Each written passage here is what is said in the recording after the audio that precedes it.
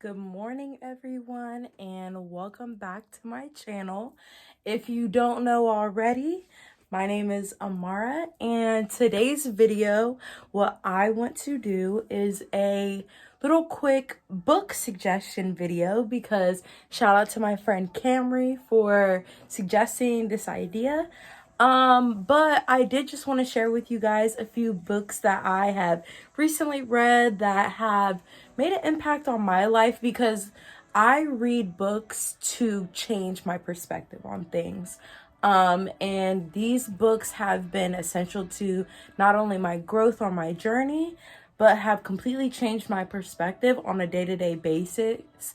And it's changed how I show up for the world. So, without further ado, let me share with you. Okay, so first book that I want to start off with is The Toltec Secret to Happiness.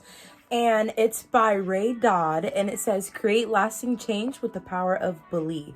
It is forwarded by Don Miguel Ruiz, who also wrote the book The Four Agreements. I don't know if you guys are hip, but The Four Agreements is a great book. You should definitely check it out. If it has anything to do with Miguel, you should know that it's going to be a banger. The funny thing is I actually finished this book last year. Around this time is when I first started reading it. And I just now started to get into the habit of rereading books, because I realize through different stages of my life, I interpret things differently, which go figure. But I never thought maybe I should read this book again. Like, normally I'm like, okay, cool, I finished it. That one's done. But I felt called to pick this one back up for some reason. And I can definitely say that certain things resonate differently with me now. And yeah, just overall, if you don't reread, you're not really reading. So basically, like, the main idea of this book is to teach us to unwire our thinking and to realize that these agreements that we made as children are oftentimes not true, and to figure out what your truth is and what it is that you believe. So every chapter is a little bit different. Like, for example,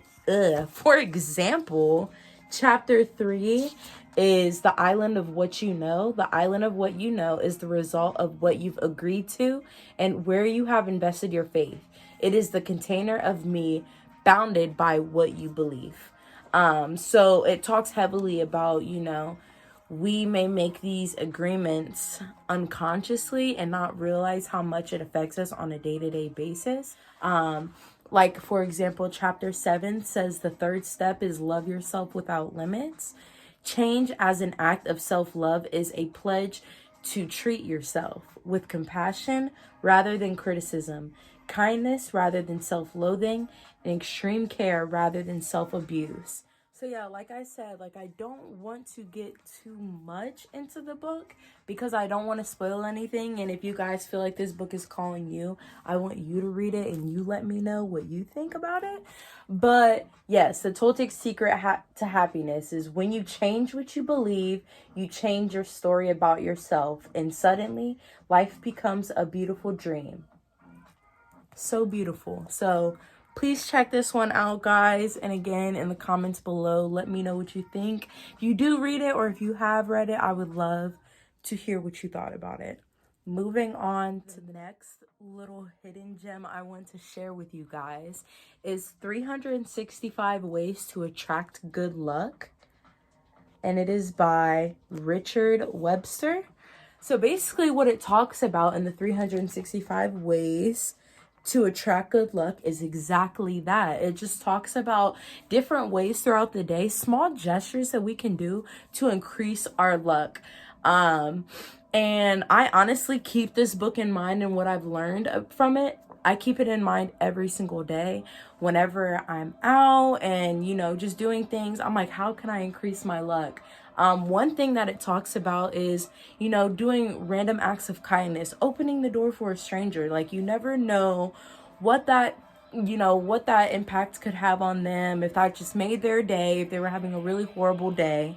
It could spark up a conversation. Like, you simply never know. So doing random acts of kindness throughout the day is one. Like, one is like, if you start your day off with your right foot out of the bed first, that touches the ground, like, you'll have a lucky day. So I literally get up and make sure I step out on my right foot every single day. So, you know, like, that's a cute little example.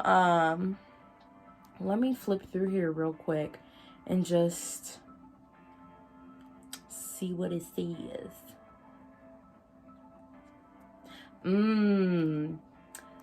This one, number 16, which, fun fact, is my birthday, the 16th. It says, the world is your oyster. And at the end, it says, be brave, take chances, trust.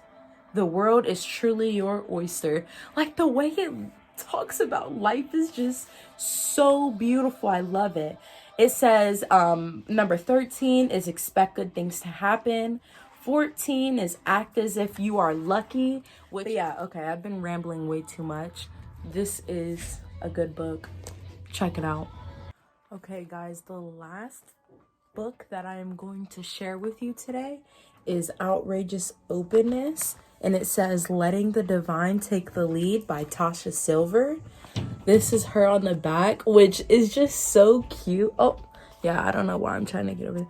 Which is just so cute because, like, in her reading, you can, like, feel her spicy, cute little energy. Like, I don't know. I just think it's the cutest thing ever. But, kind of similar to the Ways to Attract Good Luck. This book has, like, literally just a bunch of mini little stories. And basically what it is Tosha, the author, is talking about different life experiences that she's had, you know, possibly things that she's experienced with her friends, issues with her friends, things like that. She shares, you know, these different little short stories, basically all to say, the key is being outrageously open. When you are open and so caring and loving, like, no wrong can come to you, which sounds like to some people naive or ignorant, but I think it's truly a beautiful way to look at life. The short story that she shares in here is she had a friend who lived in San Francisco, and she lives in San Francisco, and she's like, you know, he loves it here. It's perfect for him. And he was saying he had to leave because the fires and the earthquakes scared him. And he was scared that all of his stuff would get destroyed. And literally the thought of a natural disaster and losing all of his possessions just shook him to his core. So he, in a hurry, said, no, I have to move. Like, I can't live in San Francisco. I can't do it anymore. And ended up moving by some mountain. Couldn't tell you what mountain it was because I don't want to be lying to you guys. But says that he moves to this mountain. She doesn't hear from him for like 9 or 10 months. And then she gets this letter written from him. And basically he goes on to say, yeah, where, you know, near where I'm living, this volcano erupted. It's been like hundreds and thousands of years. And my house caught on fire. It destroyed everything. And yeah, so hey, I'm moving back to San Francisco. Like, it was just like a crazy ass story, but it really got the point across of why not to move in fear. Because when we move in fear, we're moving against what's in alignment for us. And, you know, this point in our life, we're supposed to face our fears and to be fearless and courageous. And so I really loved, I'm one of those people, I'm more hands-on. Like, if I don't get something, you know, like, I need to be able to relate to it somehow.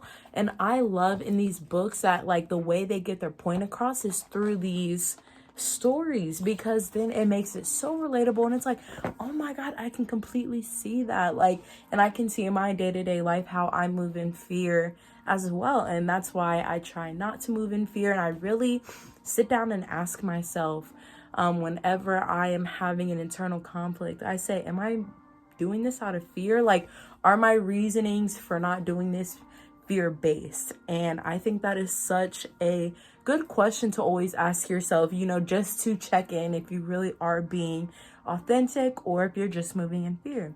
So, oh, I don't know what's going on with my hair. Hey. So yeah, guys, these are the 3 books. Again, these books have made such a huge impact on my life. I am in the process of rereading this one, and I want to reread these guys soon because I already know, looking back on it, I'm gonna find so much shit that resonates or that I completely just look at completely different. So with that being said, thank you guys so much for tuning in. Mwah.